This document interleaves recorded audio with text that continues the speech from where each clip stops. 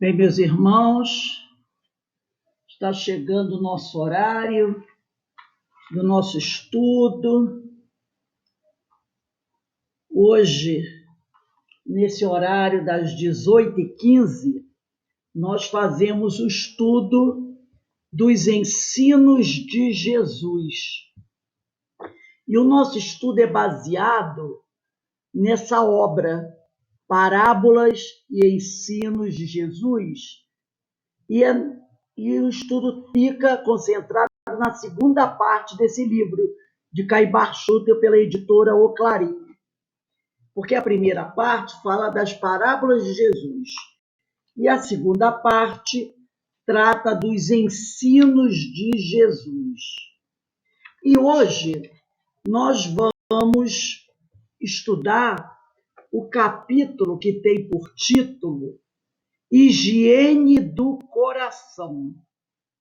Então, o tema é bastante interessante, então que nós possamos nos concentrar para entender o que é essa higiene do coração que Caibar Schutel traz para todos nós, para nós entendermos, né?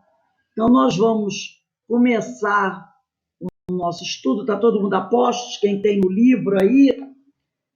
Na capa do meu livro, quem tem um livro igual a mim, é página 166. Aí eu vou pedir para vocês deixarem aí, por perto, o Livro dos Espíritos e o Evangelho segundo o Espiritismo, que nós vamos consultar o Evangelho segundo o Espiritismo e o Livro dos Espíritos, para facilitar na hora que a gente for buscar, tá? Eloá, mostra a capa do teu livro. Diz a página.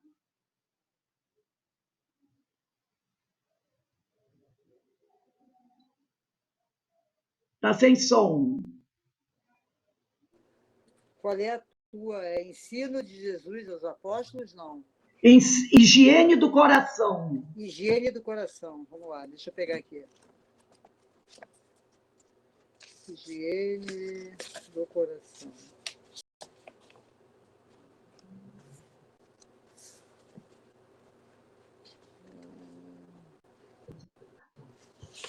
O meu é PDF, Segunda tá na parte, tá aqui. página 156. Achei. Higiene do Coração. 198. Então, quem tem a capa da Eloá é 198. E o seu, Ana, é PDF? Qual é a página?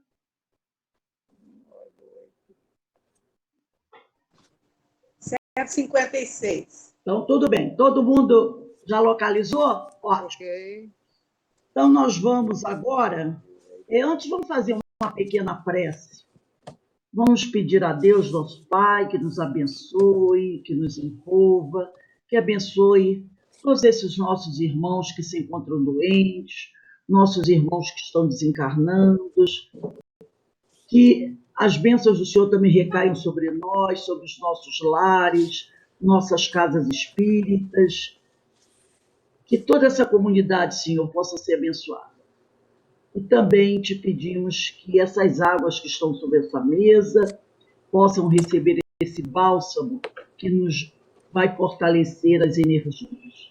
E assim, envolvidos por essa espiritualidade amiga que sempre se reúne conosco para estudar, para nos inspirar, nos fortalecer, pedimos ao Pai a permissão para iniciarmos os nossos estudos da noite de hoje, agradecendo ao Mestre Jesus, que sempre está ao nosso lado, nos amparando, e que todos nós possamos nos esforçar sempre para sermos dignos de tudo isso de bom que temos recebido do alto. Graças a Deus. Bem, vamos lá? O nosso texto hoje fala sobre a higiene do coração. E esse texto inicia com uma das bem-aventuranças, onde está escrito assim: bem-aventurados os limpos de coração, porque eles verão a Deus. Está lá em Mateus, capítulo 5, versículo 8. Em algumas Bíblias, em alguns evangelhos, nós vamos encontrar o termo puro de coração, tá? Então, às vezes será puro de coração, outras vezes limpos de coração. É a mesma coisa.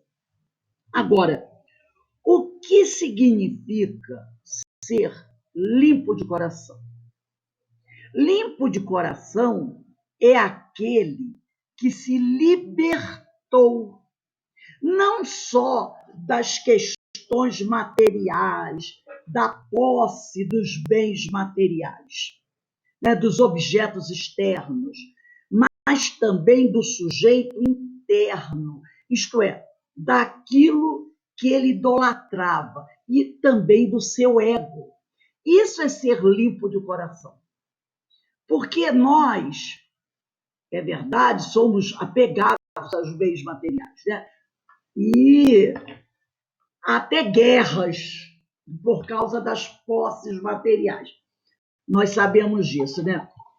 Há tragédias que se derramam, que caem sobre uma família, muitas vezes, por causa dos bens materiais, né? Nós sabemos que há verdadeiros litígios dentro de uma família por causa disso. Entre pai e filhos, entre irmãos. Essa questão de herança, de espólio, isso é terrível, né?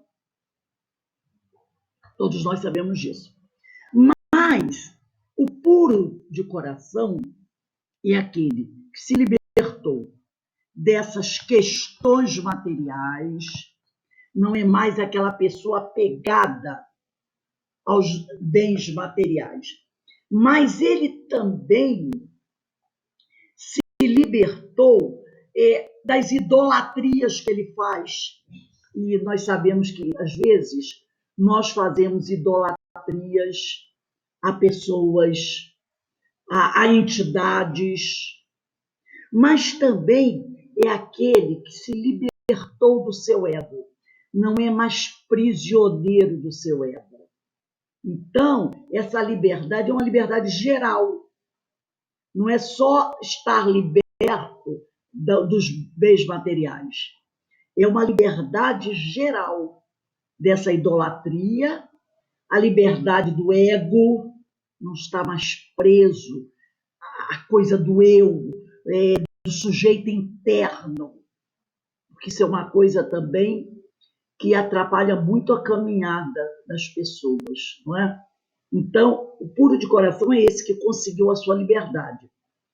E o Caibar continua aqui dizendo assim: há corações limpos e há corações sujos.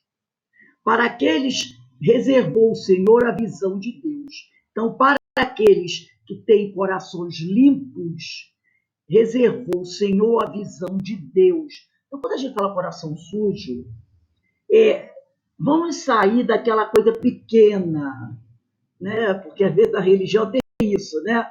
Ai, estava pensando em sexo, o coração está sujo. Vamos sair dessa coisa miúda, é muito maior do que isso. Porque tem coisas aí que nós passamos na vida, que vivenciamos ao longo da vida, que essas são as besteiradas que a gente faz, as escorregadas que a gente faz, que isso não conta. Não conta. Porque nós não aprendemos que, dependendo das questões morais, nós podemos marcar o nosso perispírito, né? Dependendo de que certas questões. Mas isso não quer dizer que seja qualquer coisinha. Briguei com a minha cunhada, pronto, marquei o perispírito. Não é isso. Não são essas coisas. Hoje eu fiquei com raiva do meu marido, marquei no meu perispírito. Não é esse tipo de coisa. Isso faz parte do nosso dia a dia, esses aborrecimentos, essas questões pequenas. Não é isso, entendeu?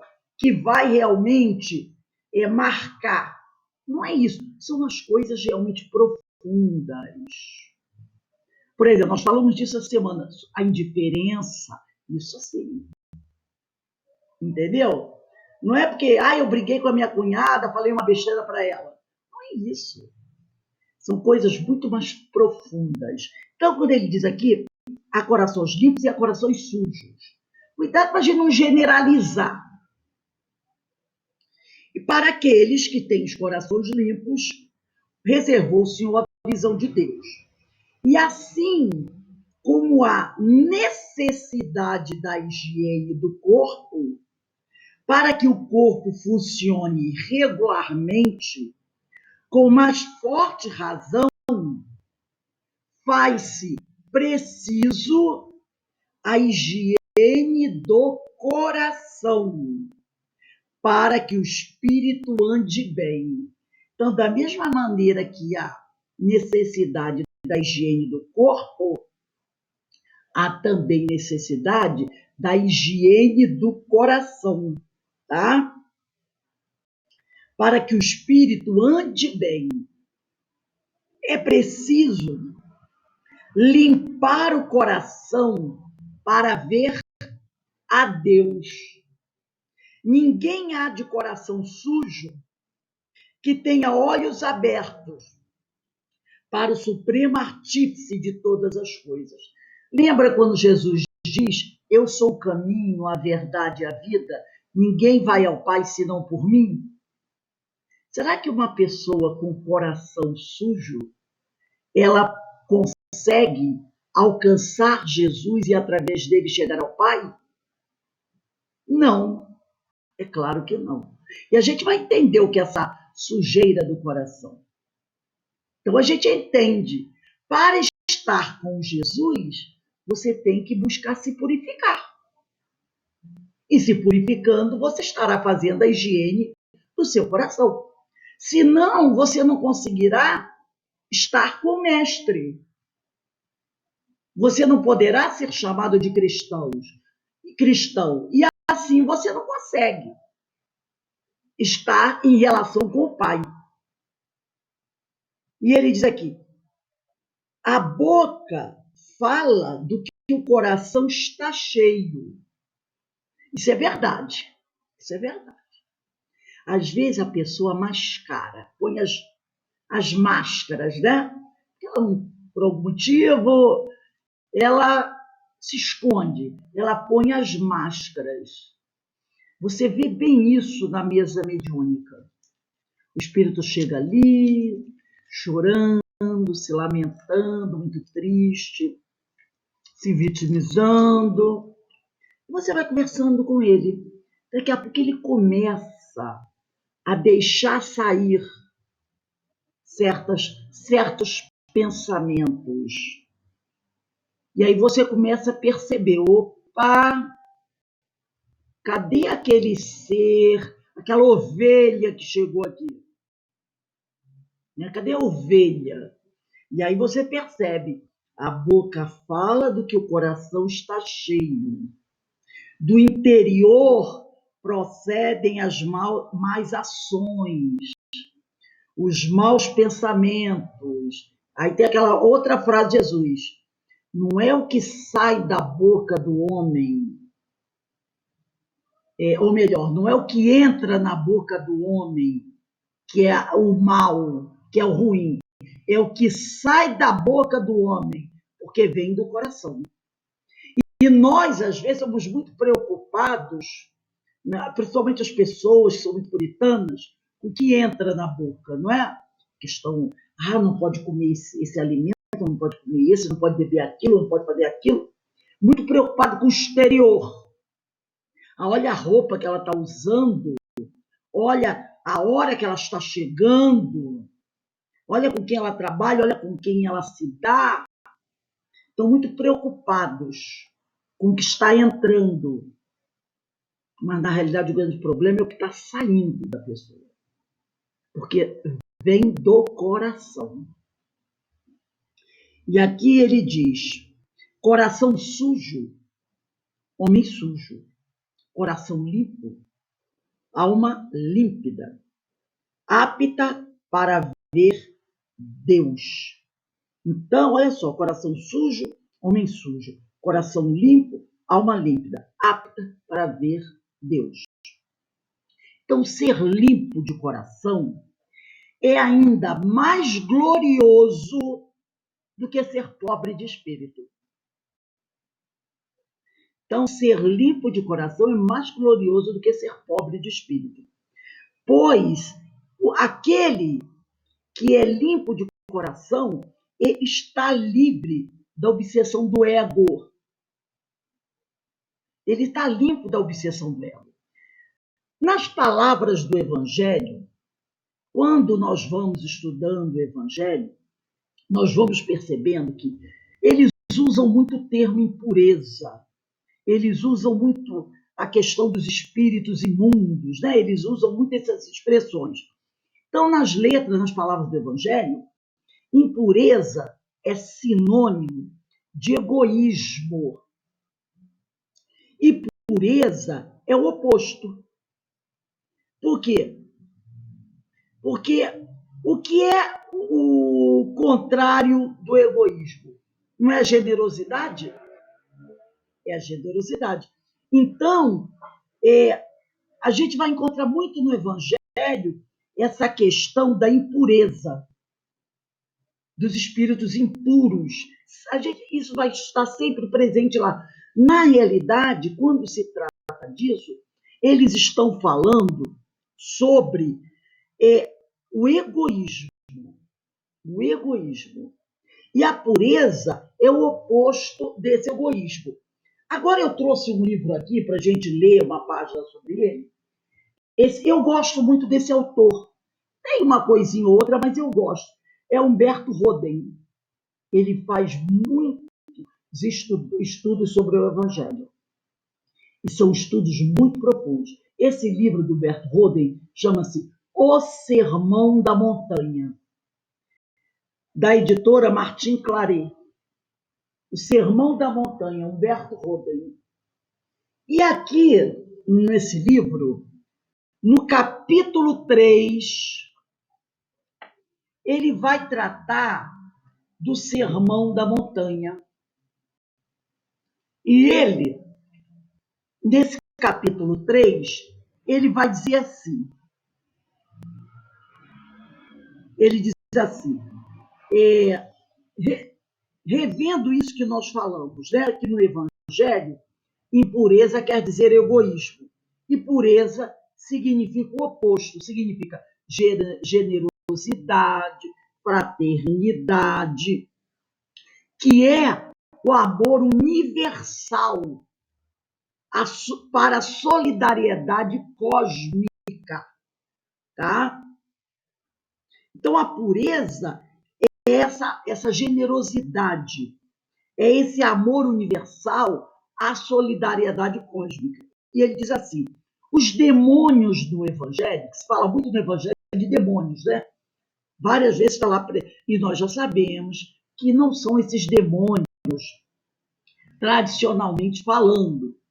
Nós sabemos que o que eles chamavam de demônios são esses espíritos menos felizes, esses espíritos mais rebeldes, esses espíritos maus. Então ele fala que os demônios do Evangelho são constantemente chamados espíritos impuros, porque são egoístas, tanto assim que procuram apoderar-se de corpos humanos, desequilibrando-os física e mentalmente, só para gozarem de certo conforto pessoal que essa obsessão lhes dá. E esse egoísmo é que é chamado impureza. Então, muitas vezes, o espírito obsessor, ele não tem raiva de você.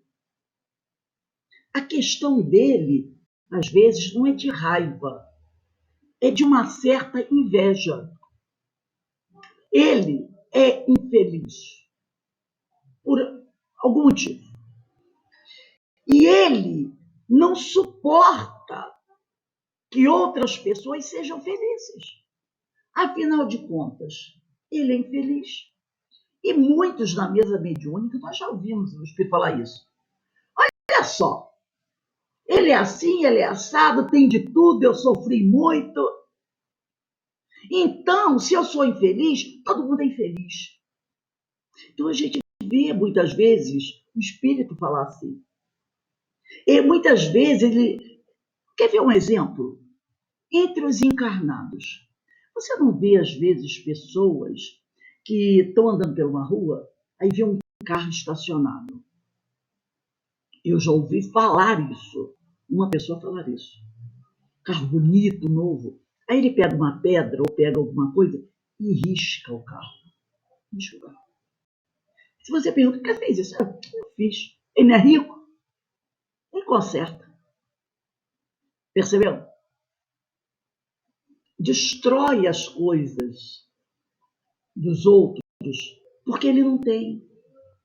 Então ele diz, ele tem muito. É aquela inveja.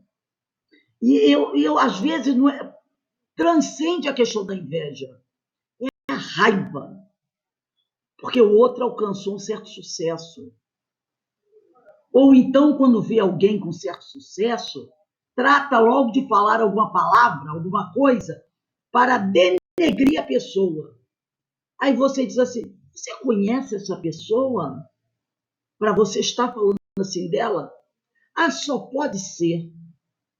Tem dinheiro, rico não presta, político não presta. E você percebe que é uma mágoa que ele tem. Na realidade, a raiva dele é contra ele mesmo. Ele tem raiva dele, da vida que ele, do jeito que ele é. Mas como ele não pode detonar ele mesmo, como ele não vai destruir ele mesmo, ele destrói o outro. É uma forma que ele tem de se machucar. Ele não se suporta. Ele sabe que muitas vezes ele fracassou, mas não fracassou porque o mundo conspirou contra ele. Ele fracassou porque ele não fez o esforço para se melhorar. Mas ele bota a culpa em quem? Em todo mundo, não é? Ele bota a culpa no outro. Mas se você for analisar, ele teve oportunidades. Talvez tivesse que fazer um pouco mais de esforço, mas quantos fizeram esforço e conseguiram? Por que ele não fez? Porque às vezes deu a preguiça, não é? Achou que, é cedo, deixa para mais tarde, não percebeu que o tempo passa. E quando ele vê que o tempo passou e ele ficou parado no tempo, ele começa a perceber que ele não construiu nada. E aí ele começa essa raiva dele próprio. Como ele não pode se castigar, tem uns até que se castigam, não tem auto-obsessão. Ele vai e procura descontar aquela raiva no outro. Da mesma forma que os encarnados fazem, os desencarnados também. Então, ele diz aqui, ele fala aqui, que esses espíritos são egoístas. Tanto assim que procuram, muitas vezes, subjugar, quando eles apoderassem de corpos humanos, ele está falando de uma subjugação, numa possessão, tá? Desequilibrando-os física e mentalmente, só para gozarem de certo conforto pessoal que essa obsessão lhes dá. Dá para ele uma satisfação. Eu não tenho, mas ele tem. Gente, a gente vê isso, às vezes, entre casais. Teve uma pessoa que, acho que semana passada, contou uma história terrível sobre essa. Acho que foi a Carmen.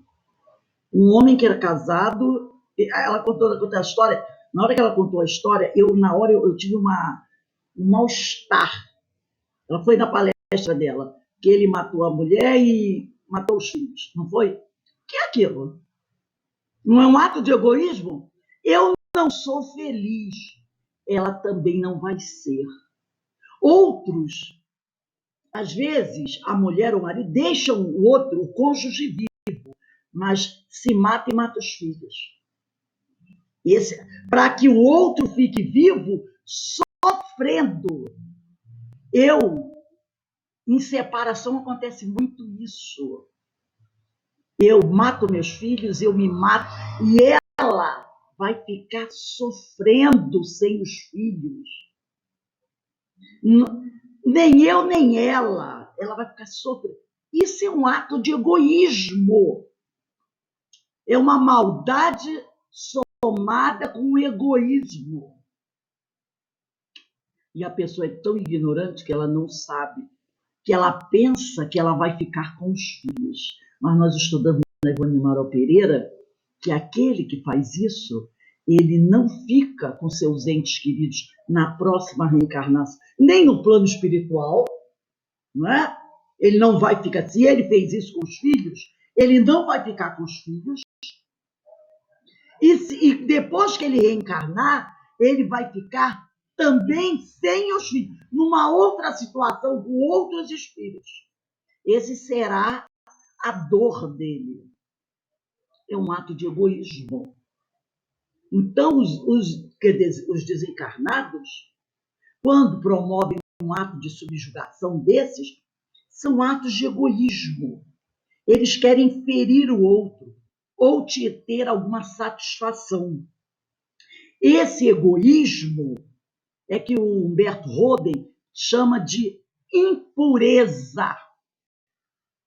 E ele continua dizendo, Gandhi, Mahatma Gandhi, quando não conseguia fazer prevalecer os seus ideais entre os patrícios, entre seus companheiros, renitentes, rebeldes, aqueles companheiros que não compreendiam o que ele estava falando, ele recorria a um período onde, mediante a oração e o jejum, ele buscava força espiritual, porque ele achava que se ele não conseguiu convencer os outros, era porque ele estava fraco na sua força espiritual. É porque ele era egoísta. Ele dizia, eu não estou conseguindo convencer meus companheiros a seguir o caminho do bem porque eu estou impuro, porque eu ainda sou egoísta. Então eu preciso praticar o jejum e a oração para me purificar. E aqui, para ele, esse egoísmo era impureza e fraqueza, ao passo que amor era pureza e força. E aqui Humberto continua. Certa teologia cristã, quando fala em pureza, algumas religiões, entende apenas o abuso dos prazeres carnais. Porque tem certas religiões que acham isso, que impureza é sinônimo dos prazeres carnais. O cara se entregou aos prazeres carnais. Acha que isso é impureza.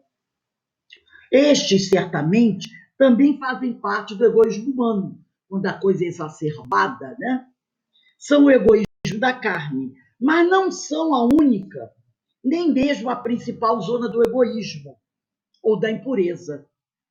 Todo e qualquer egoísmo é impureza.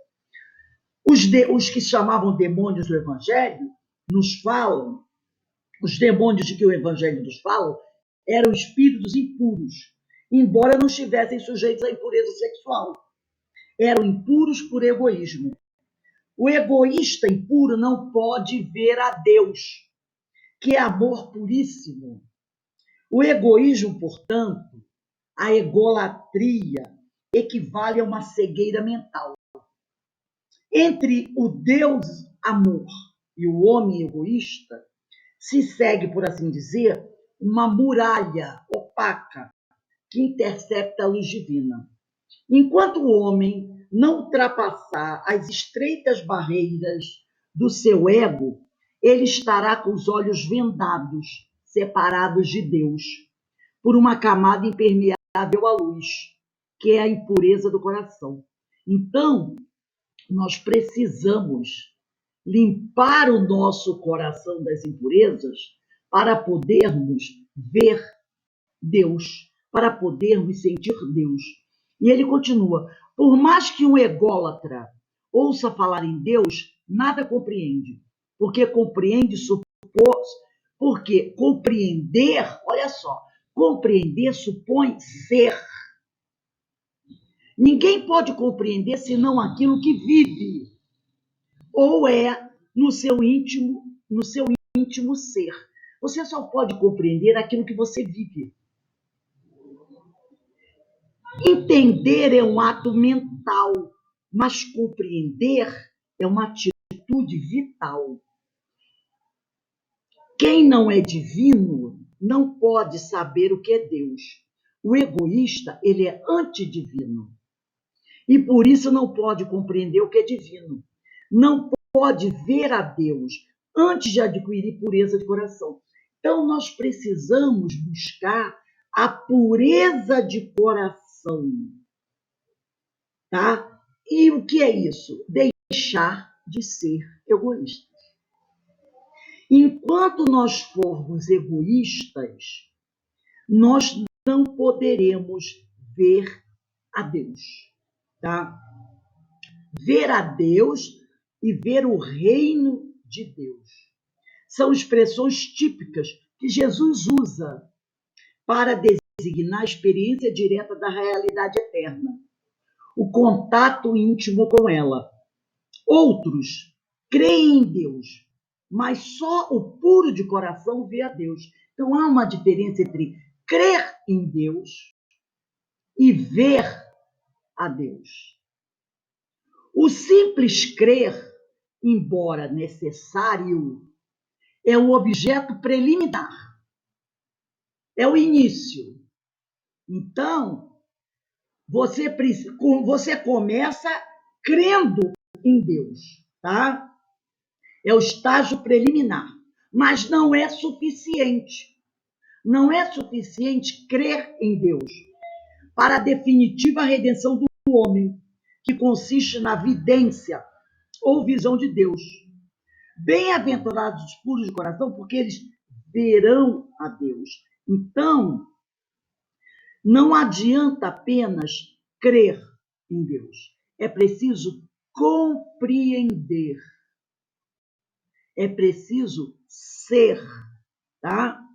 É preciso deixar de lado atitudes egoístas. E atitudes egoístas não são... A gente fica muito preso a coisas grandes. Não, eu não sou egoísta. Todo mês eu vou lá, visito os doentes, dou a cesta básica. Deixar de ser egoísta não é isso. É uma coisa muito maior. Está dentro de nós. Está dentro de nós. Porque essa questão de você dar uma bolsa, você dar um cheque poupudo, isso é fácil. Lembra do óbolo da viúva? Ela deu do que ela não tinha. Então, como ele diz aqui, o egoísta é antidivino e por isso não pode compreender o que é divino. Não pode ver a Deus, tá? Então, ninguém pode compreender senão aquilo que vive, ou é no seu íntimo ser. Entender é um ato mental, mas compreender é uma atitude vital.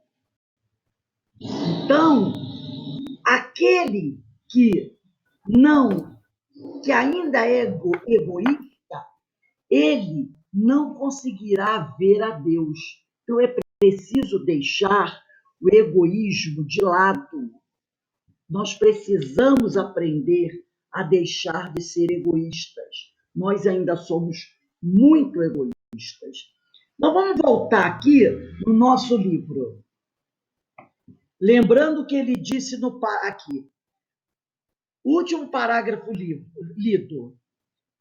Coração sujo, homem sujo. Coração sujo é o coração egoísta. Coração limpo, alma límpida, apta para ver Deus. É o que o Bert Roden falou. Quando nós estamos deixando de ser egoístas, nos esforçando para deixar de ser egoístas, nós estamos nos purificando, limpando o nosso coração. Aí estaremos aptos a ver Deus, a compreender o Senhor. Então, continua aqui. Faz-se mister limpar o coração, Quer dizer, buscar deixar de ser egoísta. Mas de que forma começar esse asseio? De que forma começar a limpar o coração? É preciso que nos conheçamos primeiramente. Aí Joana de Ângeles ensina isso, né? Joana de Ângeles, as obras dela ensinam isso. É preciso conhecermos o coração. Aí tem uma frase em latim, Noice te ipsum. Eu acho que fala assim, Noice te ipsum. Conhece-te a ti mesmo. Saber quem somos e os deveres que nos cumpre desempenhar. Interrogar cotidianamente a nossa consciência. Exercitar um culto estritamente interno. Tal é o início dessa tarefa grandiosa para a qual fomos chamados à Terra. Aí a gente vai pegar aqui o nosso Livro dos Espíritos. Vamos pegar aqui o Livro dos Espíritos. Vamos lá. Deixa eu ver aqui. No Livro dos Espíritos, vamos dar uma olhadinha na questão 909. 909. Parte terceira, capítulo 12 da perfeição moral. Questão 909.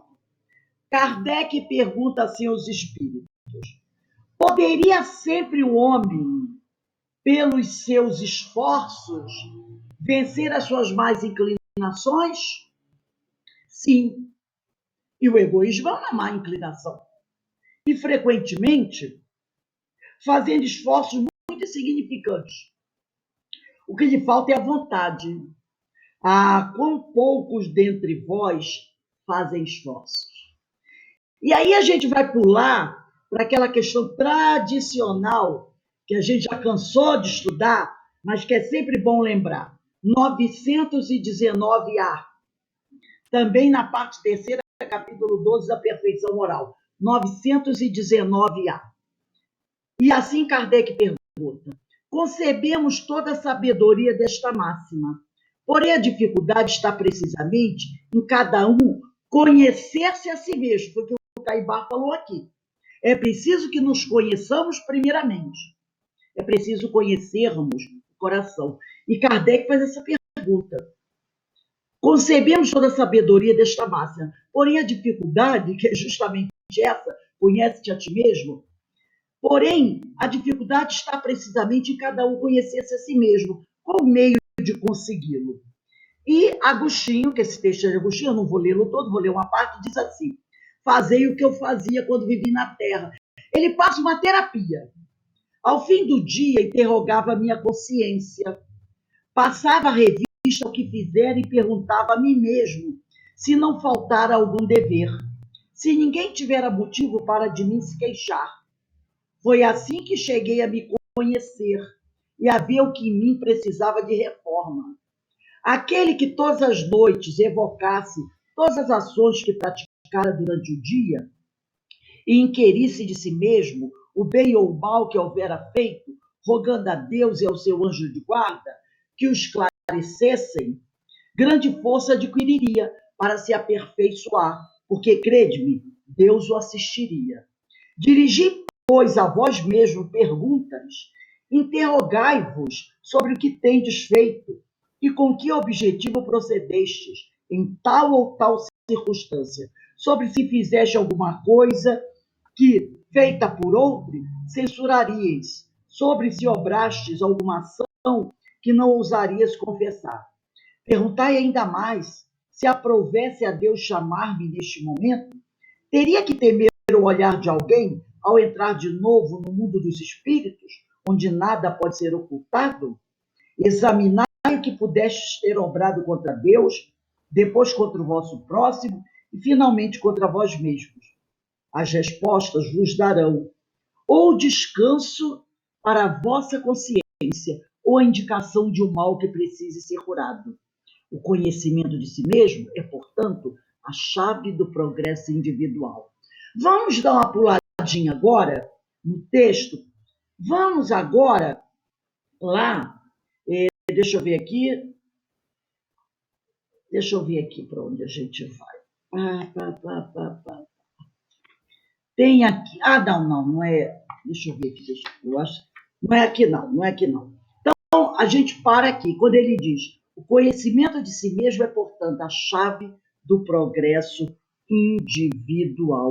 Então, a gente percebe, aí a gente às vezes diz assim, nossa, mas eu já li isso tantas vezes, vamos ler isso de novo?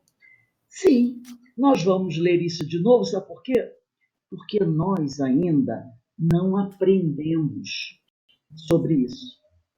Nós ainda não aprendemos o suficiente. Se nós tivéssemos aprendido tudo isso que ele disse aqui, nós não estaríamos mais passando as dificuldades que nós passamos. Nós ainda não conseguimos fazer essa terapia que Agostinho recomenda. Eu mesmo sou uma que não consigo ainda fazer todas as noites, como ele diz. E ele diz aqui, todas as noites, não é? É uma terapia. Assim nós vamos nos conhecendo. Mas nós ainda não fazemos isso. Então vamos seguir aqui na leitura. A limpeza do livro do Caibar Chuta. A limpeza de coração substitui o culto externo pelo interno. Porque às vezes a gente faz o culto externo. Eu vou na casa, não estou dizendo que a gente não deva ir. Mas às vezes a gente faz aquele culto externo, né? Todo dia eu faço culto do evangelho lá, eu faço minhas orações ao Senhor, eu vou à igreja, eu vou ao templo. Eu faço culto externo. Eu boto a garrafa de água fluidificada. Tudo isso é o culto externo. A limpeza de coração, ela substitui o culto externo pelo interno. Então, a pessoa que realmente purifica seu coração, ela não precisa tanto dessas práticas, desse culto externo. As genuflexões, as adorações pagãs, as preces cantadas e mastigadas, nenhum efeito tem diante de Deus se o seu coração está sujo. Quantos falsos religiosos e profetas nós temos, não é? O Senhor mesmo diz, antes de levar a sua oferta ao altar, volta e reconcilia-te com o teu adversário. Então, muitas vezes, a pessoa pratica um culto externo, mas o coração dela está sujo. E isso, nada de valor terá perante o Senhor. O que o Senhor quer é a limpeza, a higiene do coração, diz Caibar. Fazer culto exterior sem o interior limpo é o mesmo que cair a sepulcros que guardam podridões. Jesus falou sobre isso, né? Túmulos caiados, limpos por fora e podres por dentro. Limpar o coração é renunciar ao orgulho. Limpar o coração é renunciar ao orgulho e egoísmo com toda a sua prole malfazeja. Que aí tem a inveja, né? Tem tudo aí. Inveja, vaidade, egoísmo. Então, limpar o coração é renunciar ao orgulho e egoísmo com toda a sua prole malfazeja. Inveja, indiferença e outras coisas mais. É pensar, estudar, compreender, é crer no amado Filho de Deus pelos seus ditames redentores. Vamos pegar aqui o Livro dos Espíritos, na questão 917. Livro dos Espíritos, parte 3ª, capítulo 12 da perfeição moral. Questão 917. Kardec pergunta assim aos espíritos: qual o meio de destruir-se o egoísmo? Kardec está querendo saber o que eu tenho que fazer para limpar o meu coração. Ele quer saber isso. O que eu preciso fazer para limpar o coração? De todas as imperfeições humanas, dizem os espíritos, o egoísmo é a mais difícil de desenraizar-se, porque deriva da influência da matéria. Influência de que o homem, ainda muito próximo de sua origem, não pôde libertar-se, para cujo entretenimento tudo concorre. Suas leis, sua organização social, sua educação. O egoísmo se enfraquecerá à proporção que a vida moral for predominando sobre a vida material e, sobretudo, com a compreensão que o Espiritismo vos faculta do vosso estado futuro, real e não desfigurado por ficções alegóricas.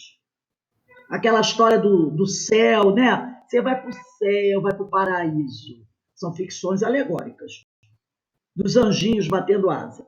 Quando bem compreendido, se houver identificado com os costumes e as crenças, o Espiritismo transformará os hábitos, os usos, as relações sociais.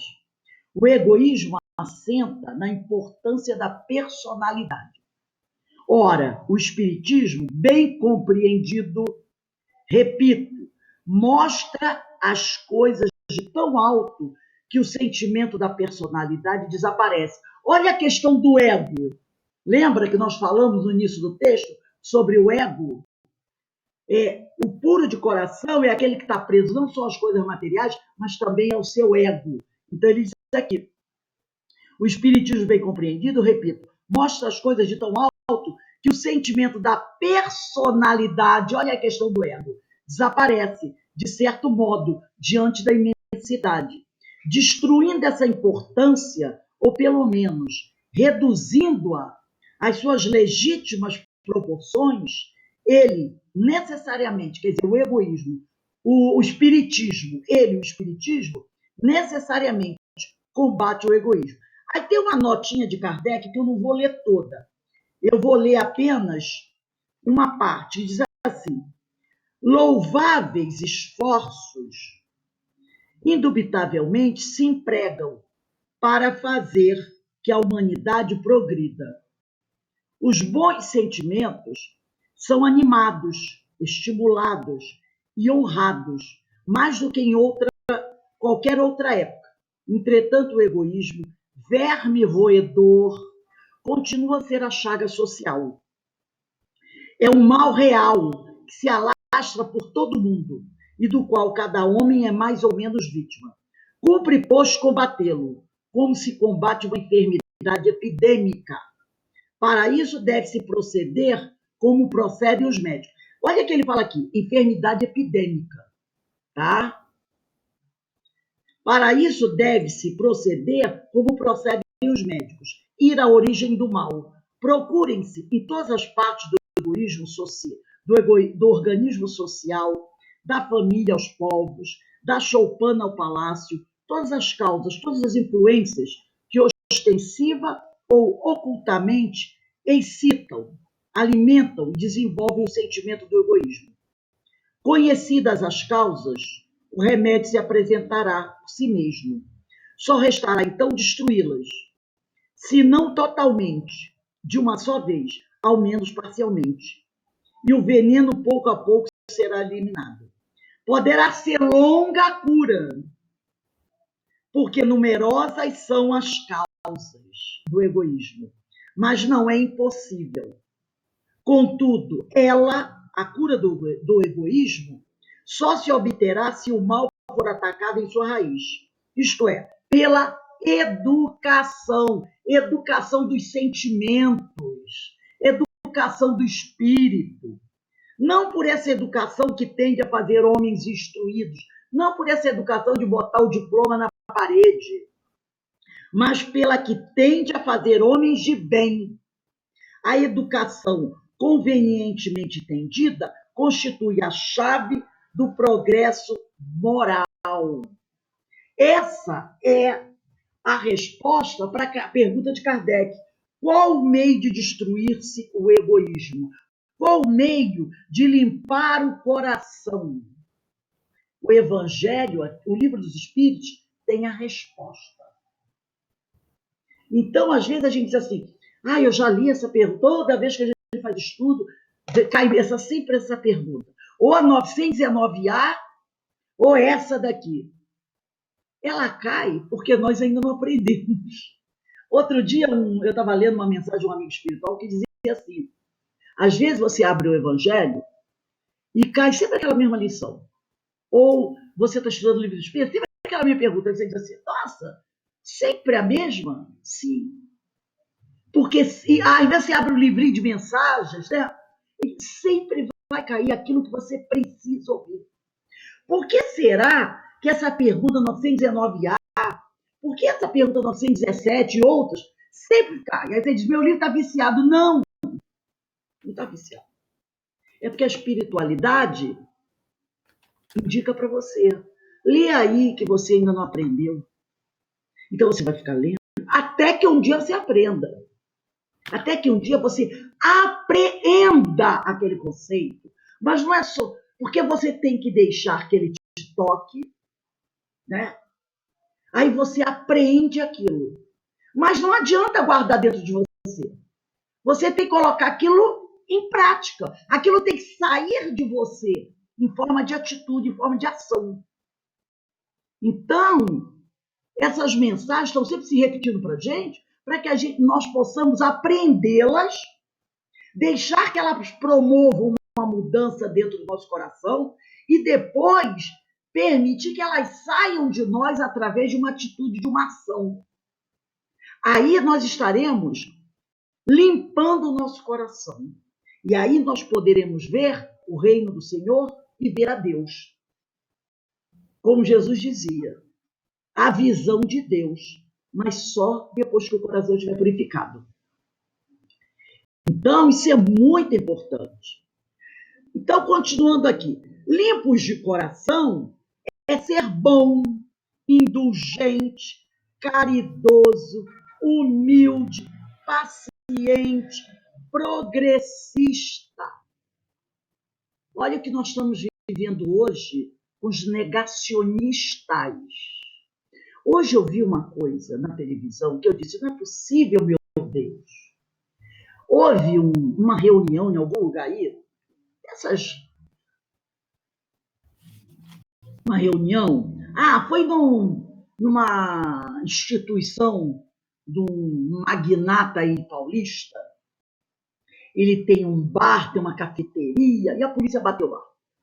Bateu lá, tinha aglomeração, estava fora do horário, e aquela coisa toda, né? Ele é um negacionista. Ele acha que tudo isso aí é conto de carochinha. A polícia chegou lá. E aí, uma das pessoas que estavam lá, que seguem essa visão que não é progressista, ela fez a seguinte pergunta para o jornalista. Porque a polícia chegou e tinha também jornalista para tudo quanto lugar. E aí, o jornalista botou o microfone perto quando uma delas estava falando para o policial que deu lá, que fechou o estabelecimento, assim, um dos assistentes, uma das pessoas que estavam lá, curtindo a noite lá, virou-se para o policial e disse assim, será mesmo que é verdade essa história dos hospitais e das CTIs estarem lotadas e não terem mais vagas? Ele fez aquela pergunta. Será mesmo isso? Aí eu disse, primeiro eu falei assim, meu Deus, eu não acredito. Depois eu parei, peraí, talvez nesse momento ele esteja colocando em dúvida o negacionismo dele. Quando ele perguntou, será mesmo que essa história é verdadeira? Aí eu pensei assim, seria bom que o guarda dissesse assim, vou levar você para fazer uma turnê. Você vai agora comigo num hospital público visitar a CTI, o CTI do hospital. Porque ele perguntou assim, a pergunta dele era daquele que não acreditava, mas que de repente estava pensando, será que essa história é verdade? E ele falou isso, será mesmo esse negócio que os hospitais estão mesmo cheios, a CTI estão lotados? Será que isso é verdadeiro mesmo? E eu fiquei, meu Deus, essa criatura, ela realmente não acredita na desgraça toda que está acontecendo. Ela não acredita. Não é um negócio que ela está ali porque ela quer curtir a noite, não. É porque ela verdadeiramente não acredita no que está acontecendo. Ela não acredita. E naquele momento que ela fez aquela pergunta, eu pensei, será que o bichinho da dúvida entrou na cabeça dele? Então, o que ele diz aqui é ser limpo de coração, é ser bom, indulgente, caridoso, humilde, paciente, progressista, não negacionista. É finalmente renunciar ao mal para abraçar o bem. A indiferença é o mal. Tem muitas pessoas que estão participando dessas atividades aí na noite, porque elas são indiferentes. Elas não estão nem aí se elas vão pegar o vírus. Se chegar em casa, ela vai contaminar um ente querido. Se alguém vai morrer. Eu vi uma amiga minha, querida, no Facebook, ela colocou: eu não vou tomar a vacina, porque eu não vou tomar a tal da vacina do vírus chinês, essa ignorância, que ela toma da gripe. De onde ela acha que vem os insumos para a vacina da gripe? Não vou tomar essa vacina da China. E se eu pegar o Covid? Peguei. Aí eu fiquei assim. Eu disse: o que eu posso dizer para ela? Eu não disse nada. Porque eu disse: o que eu posso dizer para ela? Isso não é uma indiferença. Se eu pegar, eu peguei. Mas a pessoa não pensa o seguinte: que ela tem família.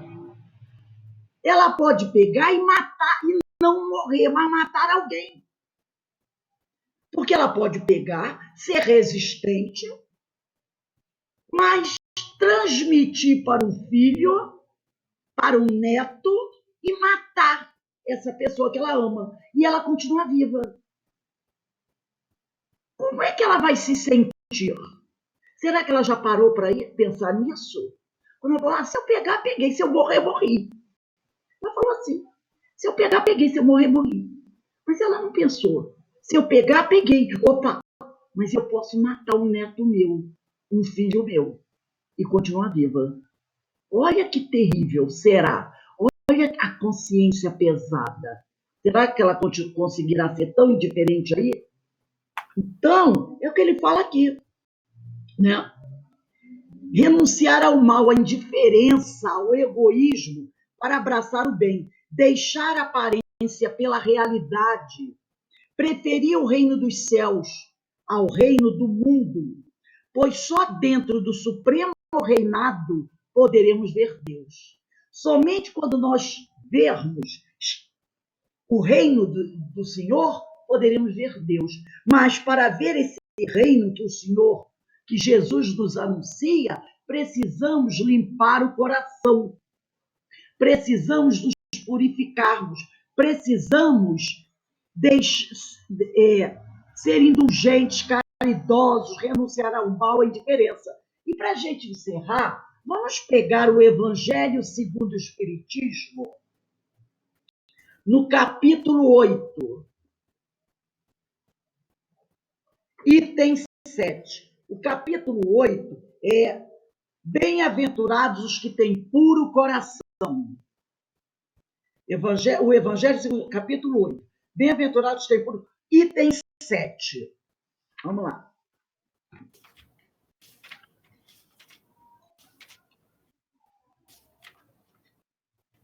Diz assim o item 7. Esse princípio, porque no final do parágrafo do item 6 diz assim, final do item 6, a verdadeira pureza não está somente nos atos, está também no pensamento. Porquanto aquele que tem puro coração nem sequer pensa no mal. Foi o que Jesus quis dizer. Ele condena o pecado mesmo em pensamento, porque é sinal de impureza. Então não basta não é preciso fazer o mal, basta pensar no mal. Você já estará fazendo mal. Não é preciso agir, basta pensar. Pensar no mal já é sinônimo de impureza. Aí aqui no item 7 ele diz, esse princípio suscita naturalmente a seguinte questão. Sofrem-se as consequências de um pensamento mau, embora nenhum efeito produza? Então, só podemos sofrer as consequências de um pensamento mau, embora nenhum efeito produza? Cumpre-se faça aqui uma importante distinção. À medida que avança na vida espiritual, a alma que enveredou pelo mau caminho se esclarece e despoja pouco a pouco de suas imperfeições, conforme a maior ou menor boa vontade que demonstre em virtude do seu livre-arbítrio. Então, com o passar do tempo, o homem vai evoluindo e vai buscando limpar o seu coração. Todo pensamento mau resulta, pois, da imperfeição da alma. Mas, de acordo com o desejo que alimenta de depurar-se, de buscar limpar o seu coração, mesmo esse mau pensamento se lhe torna uma ocasião de adiantar-se, porque ela o repele com energia. É indício de esforço por apagar uma mancha. Não cederá se se apresentar a oportunidade de satisfazer ao mau desejo. Depois que haja resistido, sentir-se-á mais forte e contente com a sua vitória. Aquele que, ao contrário, não tomou boas resoluções, procura ocasião de praticar o mau ato, e se não o leva a efeito, não é por virtude da sua vontade, mas por falta de ensejo, falta de oportunidade. É, pois, tão culpada quanto seria se o cometer.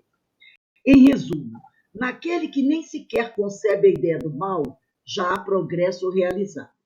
Naquele a quem essa ideia acode, mas que a repele, há progresso em vias de realizar-se. Naquele, finalmente, que pensa no mal e nesse pensamento se compraz, o mal ainda existe na plenitude da sua força. Num, o trabalho está feito, no outro está por fazer-se. Deus, que é justo, leva em conta todas essas gradações na responsabilidade dos atos e dos pensamentos do homem.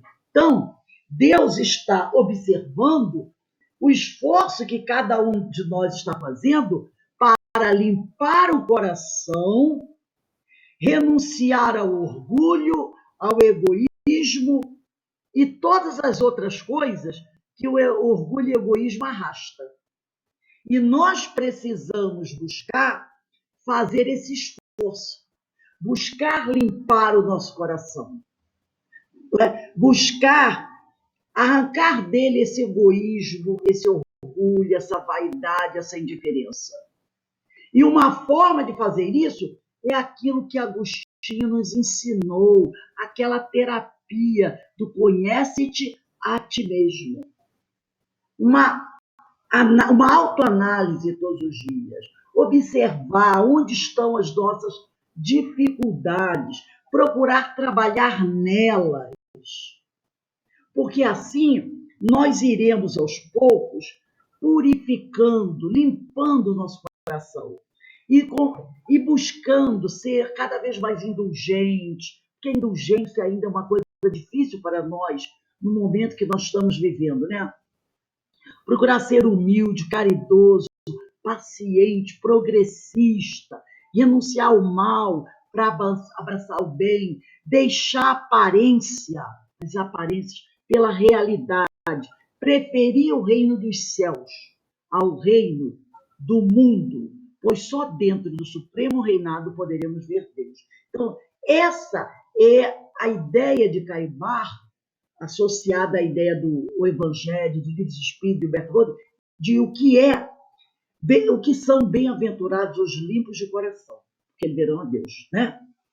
Então, limpo de coração é justamente aquele que se liberta das questões materiais, que se liberta da egolatria, que é aquela coisa do eu, né?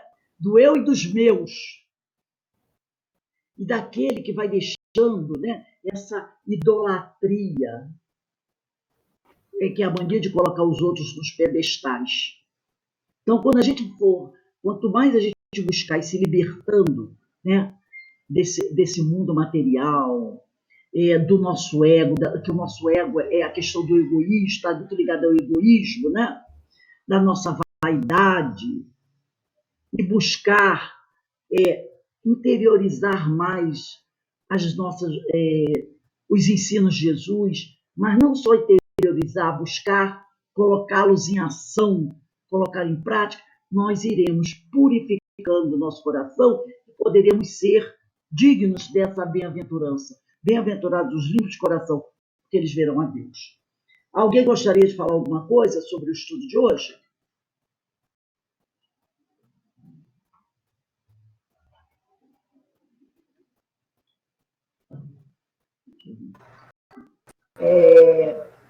Eu acho que quando a gente estuda, e a gente, frequentemente, a gente cai nas mesmas questões, como você falou, e é como se constatasse, como é que é? Você não vai melhorar disso, não? Está na hora. Está na hora de tomar vergonha, né? Está na hora de tomar vergonha na cara. Está na Está hora. cansada de saber. É bem assim mesmo. É aquela coisa, né? Não é, a gente sabe, porque não tem mais desculpa. Que desculpa nós temos? Não temos mais desculpa para continuar agindo errado. Nós já sabemos, mas é que nós ainda não acionamos de verdade a nossa potência vontade. O dia que a gente conseguir acionar a potência vontade, assim, não vou dizer no máximo, mas 70%, nossa, nós poderemos realizar maravilhas, maravilhas, né? Isso a gente, não adianta ninguém dizer assim, isso é impossível, não. Quantos amigos nós já vimos, quantas pessoas nós já vimos que já fizeram isso? E são nossos contemporâneos. Então nós podemos fazer também. Então nós vamos encerrar o nosso estudo de hoje. Eu vou pedir para a nossa amiga Eloá fazer a nossa prece de encerramento dos nossos estudos, e às 19h40 nós teremos o nosso querido companheiro José Marcos Travassos fazendo o estudo do Evangelho. A palestra, né, dele será do estudo do Evangelho, e ele vai falar sobre o capítulo 11, o Evangelho, capítulo 11, item, capítulo 11, item 13, amar o próximo como a si mesmo. E ele vai falar da fé e a caridade. Olha aí, mais uma oportunidade, né, para a gente, a fé e a caridade. Então vamos, aqui eu vou pedir, Luá, faz a nossa prece, por favor. Ok.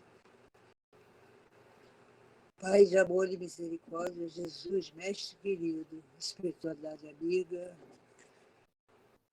agradecemos a oportunidade que nos é dada de podermos mais uma vez estudar essas mensagens todas que ainda insistimos em manter em nosso coração.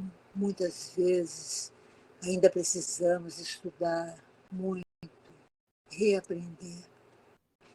Nós sabemos das nossas dificuldades e agradecemos a todos os companheiros, nossas companheiras, que nos trazem a palavra de Jesus. Sentimos, muitas vezes, nesse momento, um alívio em nossa alma em saber que nós estamos no caminho correto, o caminho de aprender, o caminho de aprendermos a amar, aprendermos a melhorar a nós e, ao mesmo tempo, nos melhorando, estamos contaminando de sensações boas, de amor, de exemplos, as pessoas que convivem conosco ou que participam do nosso legado, do nosso pedaço, da nossa família, amigos, e todos esses que cruzam conosco, que muitas vezes escutam alguma coisa que dizemos e sabemos que nós somos exemplos vivos aqui na Terra.